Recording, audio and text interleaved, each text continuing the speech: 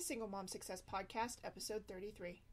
So I didn't really have a cell phone, and they didn't become until I was like 22, before I had the boys. And that was the first time. Up until then, I had pager. What's pager? This is the Single Mom Success Podcast, where we cover all the glorious mess that is life as a single parent and how you can navigate through to become the best version of yourself and how to live the life you desire. Do you want to get weekly email reminders of your awesomeness? Head on over to thesinglemomblog.com to sign up today. Now, let's get started. Hey everybody, and welcome to today's issue of Single Mom Success Podcast. I hope you're doing fantastic. Today is actually a special podcast because in Colorado today, though it was 70 degrees yesterday, we have about 10, well no, right now it's about a foot of snow outside. And so today is a snow day for my children and they are home. So today's podcast is going to feature my beautiful daughter, Brooklyn. Say hi. Hi. And we decided we were going to do a Q&A podcast. So Brooklyn came up with a bunch of questions that she wants to ask me. So she's going to ask questions. I'm going to answer them. And that's what we're going to do today on this fabulous snowy day. So let's kick it off. Okay. So when you were younger, about my age, did you want to be a single mom? Okay. So when I was your age, which how old are you? 8. You're going to be 9 when? May 3rd. Yay! All right. So when I was your age, did I want to be a single mom? So I'd have to say no, because when I was your age, I honestly wasn't thinking about whether I was going to be a mom at all, much less a single mom.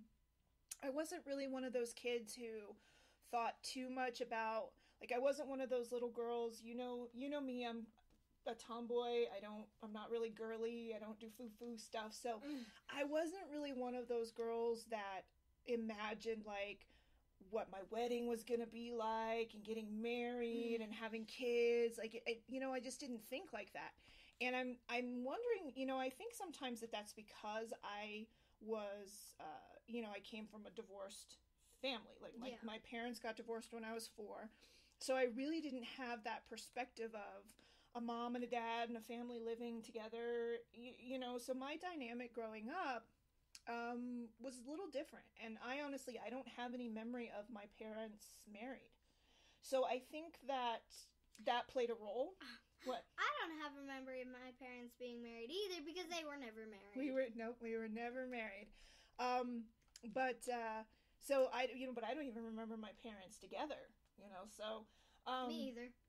Yeah, but your dad and I split up when you were still a baby, so yeah, when that's I was why. 2. Yeah, well, actually, before you were 2. A little bit before you were 2. Anyways. But yeah, so I never really thought about that. Now, as I got older, I still never really thought about getting married, but the thought of, like, having kids and stuff, the funny thing is that I always said, and all my friends and people from high school that knew me really well, they laugh now because I always said that if I ever had kids, I was only going to have one. Oh, well, that answers one of the questions that I was going to ask. Okay, well, we'll get back to it then. So when I thought about it, I did always think, I'm only going to have one, but it was never a thought of, I'm going to be a single mom. I don't think anybody ever thinks that they're going to say, you know what I mean? Yeah. I don't think anybody ever says, I'm going to be a single parent. Though you will hear stories sometimes about women who they go their whole life with, like, they never got married, they never had kids, and they just decide, I want to have kids, and I'm not going to wait to get married. So they actually do make a choice to be a single parent. So sometimes that happens. Yeah, and sometimes they adopt kids. Very true. Sometimes they adopt kids because they want to adopt. So sometimes people do make decisions to be a single mom or a single parent, but no, it wasn't something that I ever thought about. What's your next question? So question number 2 is, what was your reaction when you found out you were having twins? Okay. So when I found out I was having twins, so it's hard to say because my daughter's sitting right here. So when I found out I was having twins, finding out that I was pregnant in the first place was a surprise. Yeah. Because I wasn't planning on having a baby.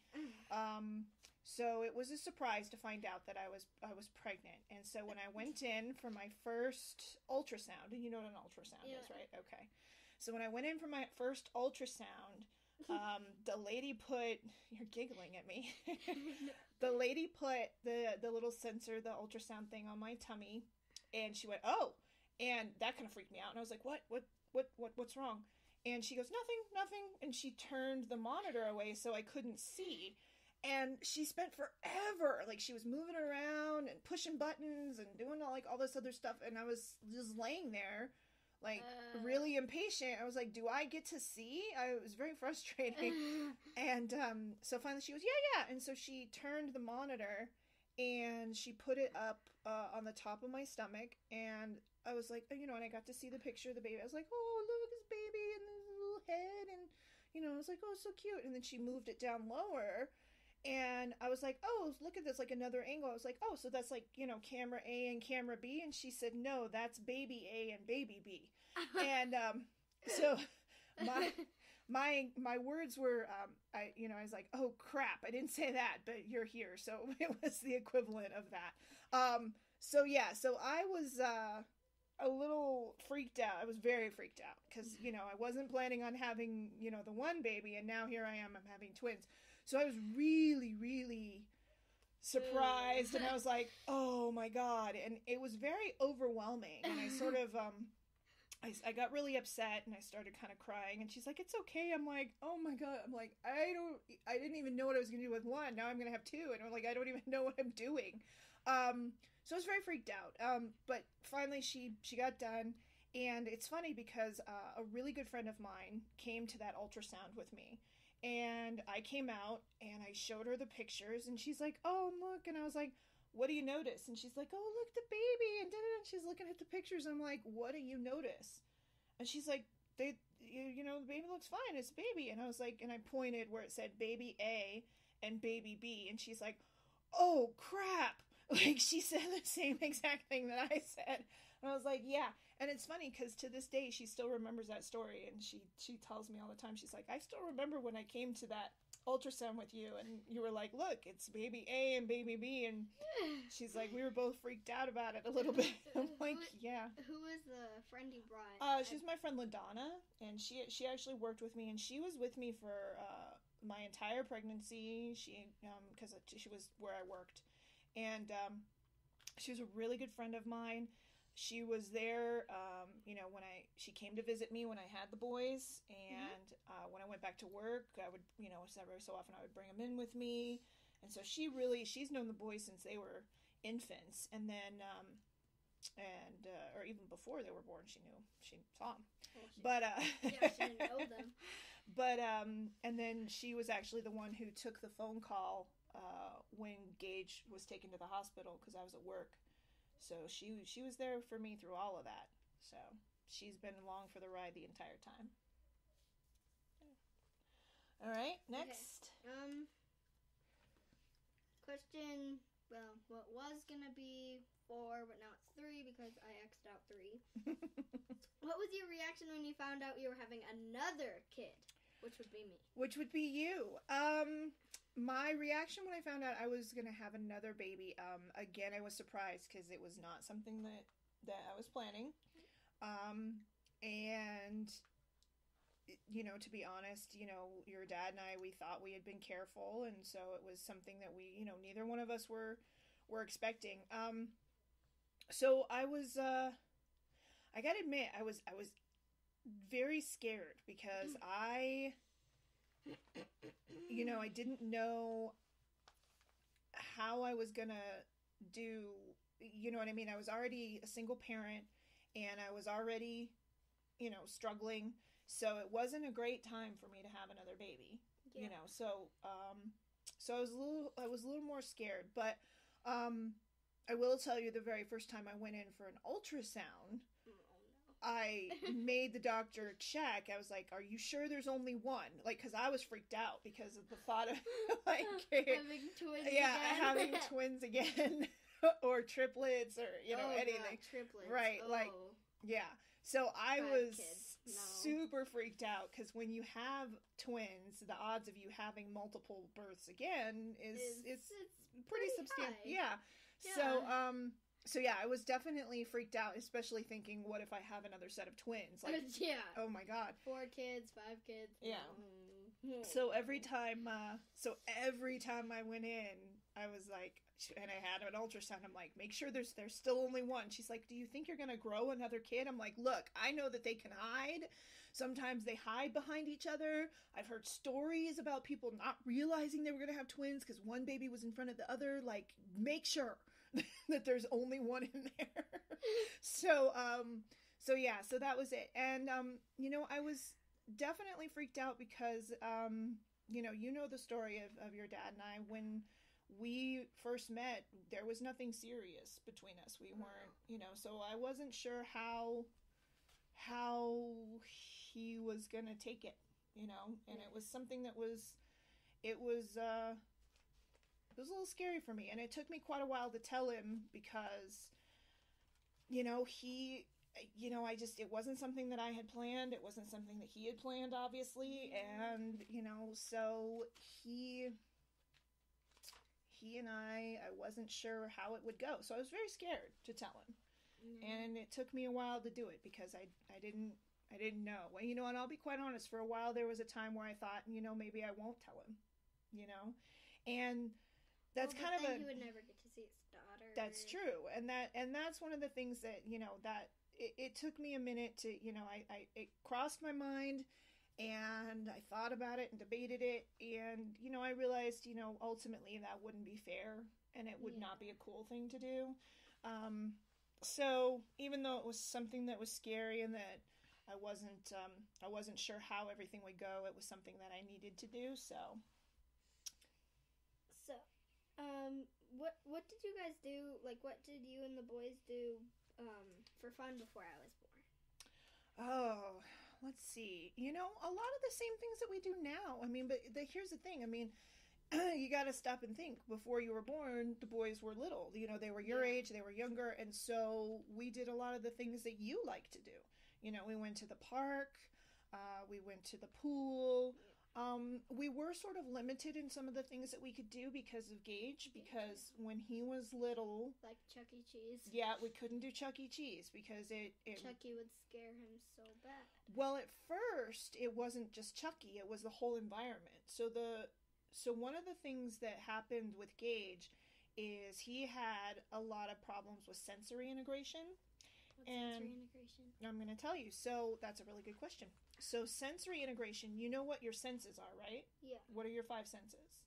Eyesight, hearing, smell, taste, and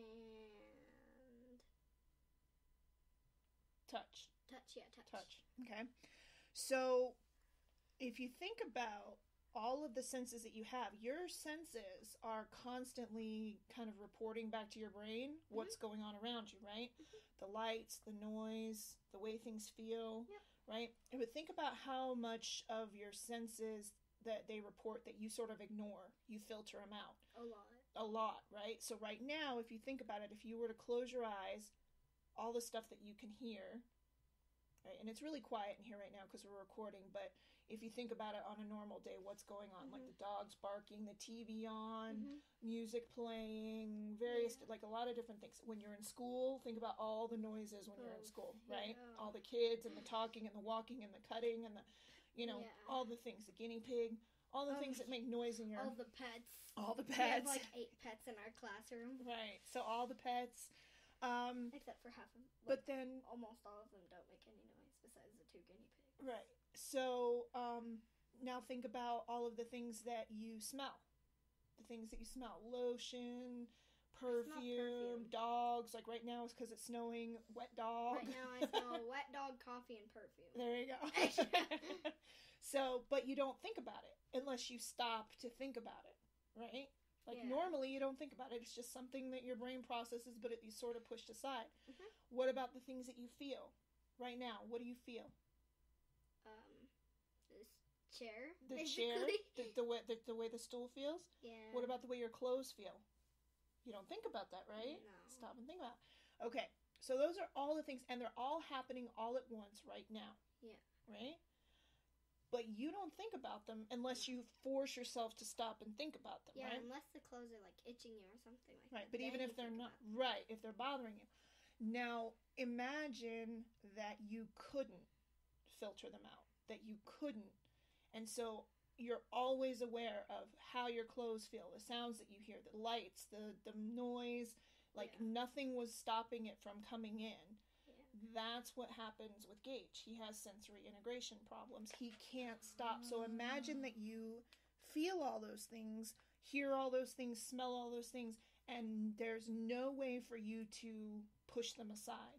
Yeah. It becomes very overwhelming. Yeah. So now imagine not being able to, and also on top of that, imagine it sort of like 10 times worse. Yeah. Like you're super hypersensitive to the way that your pants feel. Yeah. Right? So do you remember, I don't know if you remember, and sometimes it still happens to him, when Gage would take his socks on and off and on and off, and it would take like 3 or 4 times for him to get his socks on. Mm-hmm. Remember that? It's because of the way that the seam in his sock felt. Oh. And that's all it was. Like he would constantly take his sock on and off and on and off because for whatever reason the sock didn't feel right on his foot. And it was such an irritation. Sometimes I have to do that. Right, but imagine if it was all the time. Like, no matter what you did, you could always tell if the seam in your sock wasn't exactly right. Or Gage is one of the only kids that I know who can tell like that if the tag is sticking out of his shirt. And it bugs the crap out of him. Really? Like, yeah, like as a kid, that's why almost all his shirts are tagless shirts. Or we've cut the tags out of them. Because he couldn't, like, if the tag was sticking out, it would bother him so much he would freak out. Like, he couldn't function and continue on with whatever he was doing because the tag was sticking out. It took us forever to figure that one out, right? Like, so imagine that now, and imagine going into a place like Chuck E. Cheese. Yeah. He couldn't handle it. He couldn't even go through the door because of the lights and the sound and the kids and the screaming and the music. And then on top of that, all of the little animatronic guys, all the puppets that dance and stuff, those freaked him the hell out. Like, he couldn't do that. For the longest time, we don't have pictures with Gage with Santa Claus or the Easter Bunny because they would scare him. Imagine if we had gone on the Disney cruise. Like, he wouldn't go near Pluto, or like he would be terrified of them because they're not supposed to be that big. In his mind, they were only supposed to be the size of what size they were on like, TV. TV, yeah. Mm-hmm. So them being so big, he couldn't handle it. Yeah, but now he's fine with like Chuck E. Cheese and the Disney cruise and stuff since he's like 15. Yeah, but there's still times where he gets overwhelmed. So if you stop and think, like all the times when we go to the mall, when he asks, "Can we go now?" It's because he's starting to get, it's too much. He's starting to get overwhelmed. It's not just because he's bored. It's because the noise and the people and all the stuff going on, he's dealt with it for about as long as he can. Yeah. And so he does better with the way he reacts to it, and he copes with it a lot better than he used to. He doesn't scream and throw himself on the ground, but he still has lower tolerances. Things like maybe taking him to a football game or a baseball game or concert are debatable, right? Like I think he would be not even a concert. Well, I don't know. and that's maybe a concert, right? And that's the question of can he handle how loud the music would be, how many, all the people around him, people touching him and screaming.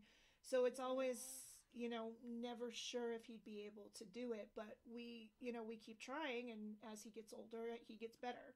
So, for when they were, to go back to your question, when they were kids, there was a lot of things that we couldn't do, right? Like because of that.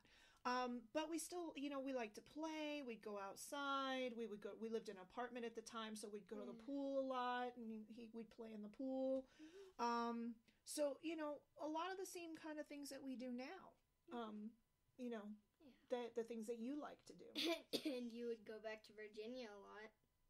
No, not a lot. I mean, we moved to Virginia. Yeah, you would go back and forth from Virginia. No, well, we only did that once. So when the boys were 3, we moved to Virginia, but before then, we hadn't, like, Grandma hadn't, she'd just seen pictures of the boys. She hadn't seen them when they were babies. See, that's why either we need to live in Virginia or our family members need to live here. I keep trying to get Grandma to move out here, but they won't do it. They won't give up their house. They like living in Virginia. Yeah, but they also like their jobs. Yeah, maybe when Grandma and Grandpa get old enough to retire, maybe they'll come out here more often. But right now, they like it out there, and I would love for them to move out here. But you know, they wouldn't. They'd be like, I'm cold. Let's see. Grandma and Grandpa came out here when I graduated from high school. And that's the last time they've been out here. Yeesh. And Grandma gets altitude sickness out here. She doesn't like it because it's so high. See, Grandma and Grandpa live at sea level. Like, they're low. Yeah. That's why when we go out to visit them, I, like, get sinus headaches very frequently because it's lower pressure. Yeah. So, yeah. But yeah, so we didn't go back and forth to Virginia all the time. We couldn't. You know, it's the same as it is now. It's very difficult for us to, you know, travel back and forth. Yeah. So, all right, next question. Okay, so when you were a kid, did you want 3 kids? No, I already answered that question. Yeah, when I was a kid, when I was younger, and I thought about having kids, I always said, I tell people all the time, I jinxed myself because I would tell people constantly, I only want 1 kid. If I ever have kids, I'm only going to have 1. And right out of the gate, I have twins. Right? So, so that was just shot from the get-go. Yeah. But I'm very glad that I had 3 kids. And I wouldn't trade any of you. Oh, maybe one of your brothers every so often, but only because they're all attitude-y right now. Yeah. When you were a kid, what did you do for fun? What did I do for fun? Oh, well, I spent a lot of time outside. So when I was a kid, God, you're going to make me do this whole thing that makes me feel old. I'm going to sound like an old person now. So when I was a kid, there was no internet. There was no computers in the house. There was television, but we didn't have cable. So there was no cable. So there was like 4 channels, right? And so the only time that any cartoons were on was Saturday morning. That was it. Saturday morning cartoons. Oh, and sorry, I'm wrong.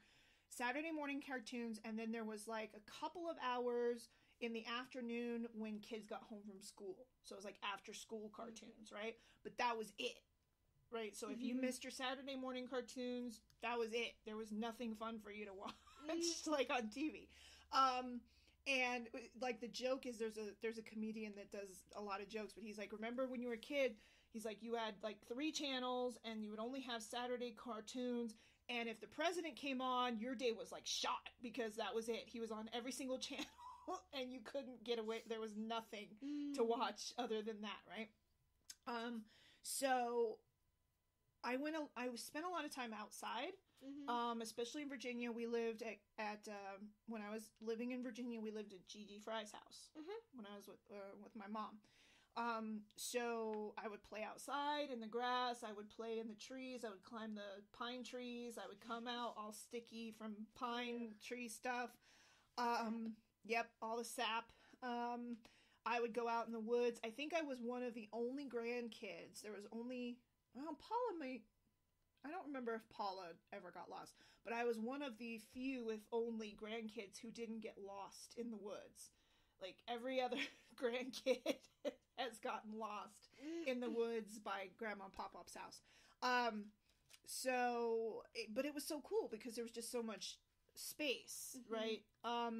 Every so often, cousin Nikki or Paula would come over and I would play with them. I read a lot. Yeah. I loved to read constantly. When I was a kid, when I was your age, I was actually reading all the Little House on the Prairie books. I'll get them for you. They're great. Like, I read the Ramona series, which you liked. I loved the Ramona books. And then I started reading Little House on the Prairie, which is about a family who lived like a long time ago, and they lived, one of my favorite ones is they lived in a house that was actually built into a hill. It was really cool. That's so cool. It is very cool, but it talks about like their life and growing up on the prairie and what it was like back then. They rode on a wagon, a horse-drawn wagon. So it was a really cool series. So I read a lot. And one of my other favorite things I had when I was a kid, I had a bed tent. It was like a tent that went on top of your bed that you had to zip up and down and get in. And it looked like a car. And so it was so much fun. And I used to play in that a lot when I was a kid. I used my imagination a ton when I was a kid. because you had to. Like, if you didn't, you were bored. So, so that's what I did mostly when I was a kid. And then every so often we'd go to the base because we lived outside of the Army base in Vint Hill. And we would go there. Did we go there last time we went to Virginia? I don't think we did because they closed the base on Vint Hill a while back. We may have gone to a PX or something, but it wasn't at Vint Hill. We went somewhere by the, we went to the place by the brick house. Oh, yeah, so that wasn't an Army base. That's the old stone house. That was part of the Civil War. So we went there, but that wasn't the Army base. Those are just the Civil War monuments. And I used to do a lot of that when I was a kid. Like, we went and visited all of those places and walked all those cool trails back in the back. The downside, the ticks. Oh. That was the downside. Is the ticks. So so two things that sucked about when I was a kid and I played outside was, first, I had to be checked for ticks every time I came back in. There was always a tick check to make sure you didn't have any ticks in your hair and on your body, right? I know, creepy, right? And it's still to this day one of my favorite stories about my cousin Paula was when she had a tick and she freaked out. She hated bugs so much. She hated. I love bugs. I know, but ticks are creepy. They just really are. They're so creepy. Yeah. It's like they're like baby spiders. Yeah, but they're like, bloodsuckers. They're creepy. But so she had one, and it was this huge and she like lost her mind, was screaming, and of course I was, the same age as her. I was only 2 weeks young, and I was just laughing. She's like, "It's not funny." I'm like, "It kind of is funny." I'm like, you need to calm down. Like, she was just losing her mind, so she was so upset. I still remember that. She was so freaked out. That's one of my biggest memories of her. But when I was a kid, I used to have to do a ton of stuff. Like, we had a garden, and I used to have to go to the garden with my grandparents and my aunt. And us kids, it was our job to pick the bugs off the plants. That was our job.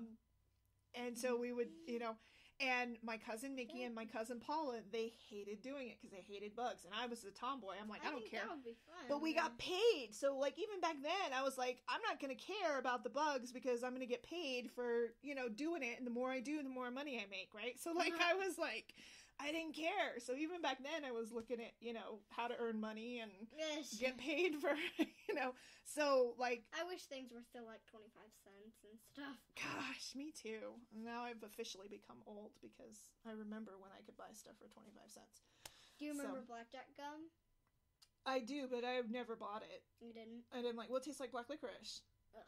Yeah, no. There was no way I would ever eat that gum. Grandma loves yeah. black licorice. Oof. Well, then she would have liked blackjack gum, but I do remember that. I remember, because we lived in such a small town, it's sad that you don't see it, like, now when we go back there, it's so much different than when I grew up.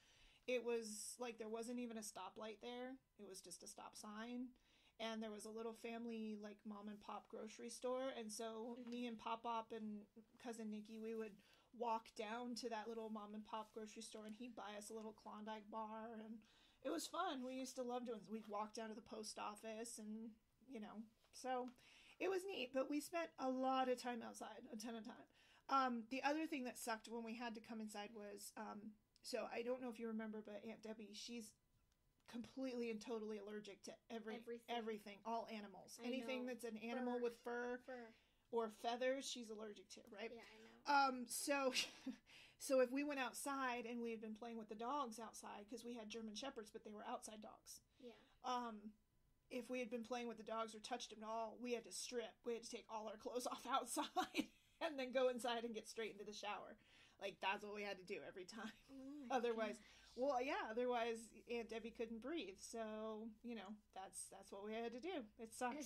It did.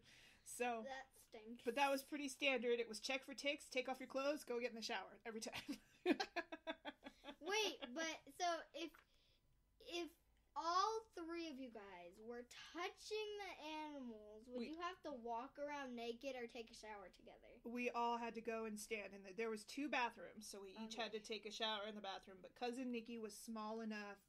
At that point, she was little enough that one of us would be in the shower with her. So it would be, or one of us would be standing there waiting to take our turn to get in the shower. So, that's how it was. All right. Next question. So, the next question is, how old were you when you got your first phone? My first phone? Mm-hmm. Like cell phone? Mm-hmm. 22? They didn't have cell phones for a really long time. I know. So I remember back when, God, why do you have questions that make me feel so old? All right. You did that on purpose. No, I didn't. So, I'm just wondering. All right. So when I was a kid, my dad Grandpa worked for a place called Radio Shack. They still have them now. There's not as many. And he worked for this company, and when cell phones first came out, they were mobile phones or car phones, right? You didn't really carry them around. They were in your car. And like if you had a phone in your car, that was really cool. So my dad, because of where he worked, he got to like have one and try it out. But you didn't want to necessarily call it too much because it was super expensive when you did. So but I remember him having one in the car, and it was this big blocky thing, and it was god awful ugly, but it was super cool at the time. I'm like, wow, I got a phone in my car. That's awesome. Never got to use it, but he would have, and he had it in the car. And that was the closest thing to a mobile phone I had ever growing up. And even then, he didn't have it for long because it was so expensive to make phone calls on. Yeah. So I didn't really have a cell phone, and they didn't become more of until I was like 22, before I had the boys. And that was the first time. Up until then, I had a pager. What's pager? A pager is, it was this little square thing that you could connect to your hip that people could dial a number, like from their home. Shut up, don't laugh at me. So people could dial from their home phone. They would dial a pager, and it would say, please enter your number at the tone, and you would put your phone number in there, and it would beep, and it would give you the number, so you knew that you had to pick up a phone and call that person. Like, that's what it was. Oh my gosh! Wait, but why did you have to connect it to your hip? Well, you didn't. It was like, it would clip onto your pants. Oh, I thought you meant like, put it on your hip and No, it was like, you would wear it connected to your pants or in your pocket of your coat or whatever, and it would go off and it would beep if somebody wanted you to call them. And oh my gosh. Yeah, so that's what I had. And it took me until, I didn't even get one of those until I was like 18 and it had moved out of the house, because your grandpa refused to get me one. He wouldn't let me have a pager, so. So, yep, I didn't get my own cell phone until I was 22. I had another question, and I was writing it down, and then you were talking about a pager, and then I forgot it. Well, that's okay, because we've taken up about the normal length for my episodes, so we can definitely do this again, because it was a lot of fun. Did you have fun? Yeah. Good, I'm glad. So, thank you guys so much for tuning in to the podcast today. I hope that you enjoyed it. I'm sure that I will do another Q&A session with my daughter, because I think she really liked doing it. Yeah? Yeah. And maybe we'll do a Q&A session where I ask you questions. Ooh. She looks all scared. I'll be nice, I promise. Sort of, maybe. Maybe. All right. I want to do it now. No, not today, but we'll definitely do another one. Thank you guys for tuning in. I really hope you enjoyed today's podcast. If you haven't done so, please make sure you subscribe and go to iTunes if you have not done so, and leave a review. I would love to get some feedback from you guys. I hope you have a wonderful day, and we'll talk to you soon. Take care. Thanks for joining me today for the Single Mom Success Podcast. Be sure to follow us on all our social media platforms, and if you haven't subscribed to our newsletter yet, head on over to thesinglemomblog.com to make sure you never miss out on our most recent posts and podcasts. Thanks again, and never forget, you rock.